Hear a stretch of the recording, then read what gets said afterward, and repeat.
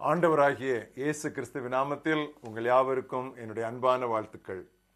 இந்த நாளின் தியானத்தின் தலைப்பு கர்த்தருக்கு காத்திருத்தல், வெயிட்டிங் ஆன் காட். வாசிக்க வேண்டிய பகுதி சங்கீதம் 37 முதல் 11 வசனங்கள். பொல்லாதவர்களை குறித்து எரிச்சல் அடையாதே, நியாயக்கேடு செய்கிறவர்கள் மேல் பொறாமை கொள்ளாதே. அவர்கள் புல்லை போல் சீக்கிரமாய் அறுப்புண்டு பசும்பூண்டை போல் வாடி போவார்கள். கர்த்தரை நம்பி நன்மை செய், தேசத்தில் குடியிருந்து சத்தியத்தை மேய்ந்து கொள். கர்த்தரிடத்தில் மனமகிழ்ச்சியாயிரு, அவர் உன் இருதயத்தின் வேண்டுதல்களை உனக்கு அருள் செய்வார். உன் வழியை கர்த்தருக்கு ஒப்புவித்து அவர் மேல் நம்பிக்கையாயிரு, அவரே காரியத்தை வாய்க்க பண்ணுவார். உன் நீதியை வெளிச்சத்தை போலவும் உன் நியாயத்தை பட்ட பகலை போலவும் விளங்க பண்ணுவார். கர்த்தரை நோக்கி அமர்ந்து அவருக்கு காத்திரு. காரிய சித்தி உள்ளவன் மேலும் தீவினைகளை செய்கிற மனிதன் மேலும் எரிச்சலாகாதே. கோபத்தை நெகிழ்ந்து உக்கிரத்தை விட்டுவிடு. பொல்லாப்பு செய்ய ஏதுவான எரிச்சல் உனக்கு வேண்டாம். பொல்லாதவர்கள் அறுப்புண்டு போவார்கள்.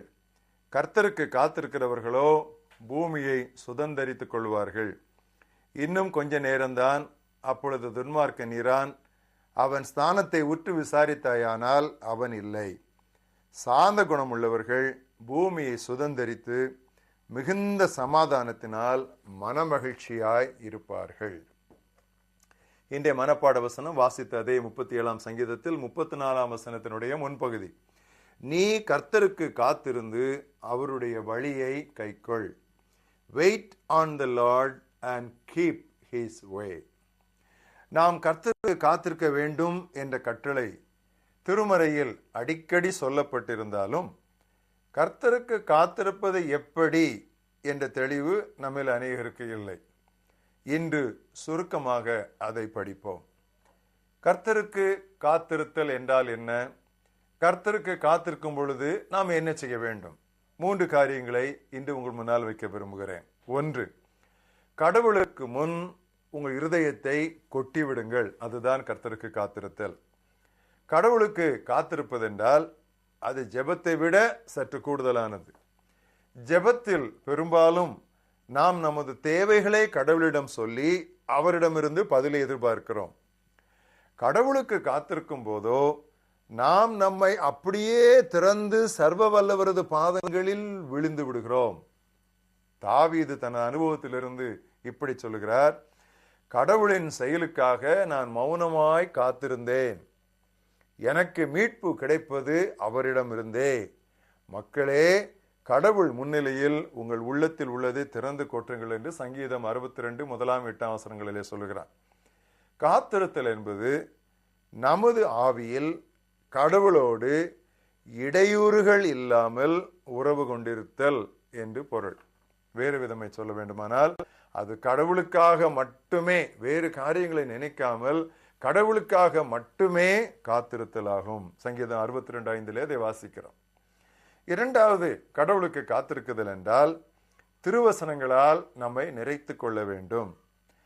சங்கீதக்காரன் 130ஆம் அத்தியாயம் 5ஆம் வசனத்திலே சொன்னான், ஆண்டவருக்காக நான் காத்திருக்கிறேன், அவரது வார்த்தைகளுக்காக ஆவலுடன் காத்திருக்கிறேன். நல்லா கவனியுங்கள். கடவுளுக்கு காத்திருக்கும் காலங்களில் திருவசனத்தை நாம் நிறைய உண்டு கொண்டே இருக்க வேண்டும். வெளி உலக ஊழியத்தை தொடங்கும் முன் பாலைவனத்தில் செலவழித்த 40 நாட்களில் இயேசு இதைத்தான் செய்து கொண்டிருந்தார். வாலிபன் யோசேப்புக்கு கடவுள் தமது திட்டங்களை சொப்பனங்கள் மூலமாக வெளிப்படுத்தி இருந்தார். அவனது வாழ்வில் தொடர்ந்தவையோ முரண்பட்டிருந்தன. பாலின நடத்தை கேடு என்று பொய்க்குற்றம் சாட்டப்பட்டு எகிப்தில் சிறையில் அடைக்கப்பட்டிருந்த வேளையில் தமது வார்த்தையை நிறைவேற்ற தவறாத கர்த்தருக்கு யோசேப்பு காத்திருப்பதற்கு அது அவனுக்கு சாதகமான சமயமாயிற்று. 105ஆம் சங்கீதம் 19ஆம் வசனத்தில் வாசிக்கிறோம், ஆண்டவர் சொன்ன வார்த்தை நிறைவேறும் வரை அவரது வசனம் அவனை புடமிட்டது என்று பார்க்கிறோம். 3வதாக, கர்த்தருக்கு காத்திருத்தல் என்றால் சும்மா இருப்பதல்ல, அது கடவுளுக்கு தொண்டாற்றிக் கொண்டே இருப்பது. கடவுளுக்கு காத்திருப்பது என்று சொன்ன உடனே சிலர் ஒரு ஊழியமும் ஒன்றும் செய்யாமல் அமைதியாக உட்கார்ந்து விடுகிறார்கள். அப்படி அல்ல. ஒரு குழந்தை வேண்டும் என்று ஜெபித்த சகரியா பதிலுக்காய் காத்துக்கொண்டே என்ன செய்தான்? முதிர் வயது வரை கடவுளுக்கு ஊழியம் செய்து கொண்டே இருந்தார். அதைத்தான் லூக்கா 1 அத்தியாயத்திலே வாசிக்கிறோம். தாவீது தன் வாழ்வில் வறட்சியான காலங்கள் வழியாக கடந்து செல்லும் போது பல பாடல்களை ஏற்றிக்கொண்டே இருந்தான். அவற்றில் பல மேசியாவை குறித்த சங்கீதங்களாய் மாறின. இரவெல்லாம் தலையணைகளை கண்ணீரால் நனைத்துவிட்டு பகலில் பிரசங்க பீடத்தில் ஏறும் போதோ கடவுள் அவர்களை ஆனந்த தைலத்தால் அபிஷேகித்து விடுகிறார் என்பதே காலா காலமாய் இறை செய்தியாளர் அநேகரது அனுபவம். இதுவே காத்திருப்பதனால் கிடைக்கும் பலம். கால்களில் நடப்பதை விட முழங்கால்களில் காத்திருப்பது நமது வாழ்க்கையின் குறியை சீக்கிரம் எட்டச் செய்துவிடும். Waiting on knees brings us to our journey's end quicker than walking on foot. நீ கர்த்தருக்கு காத்திருந்து அவருடைய வழியை கைக்கொள். Wait on the Lord and keep his way.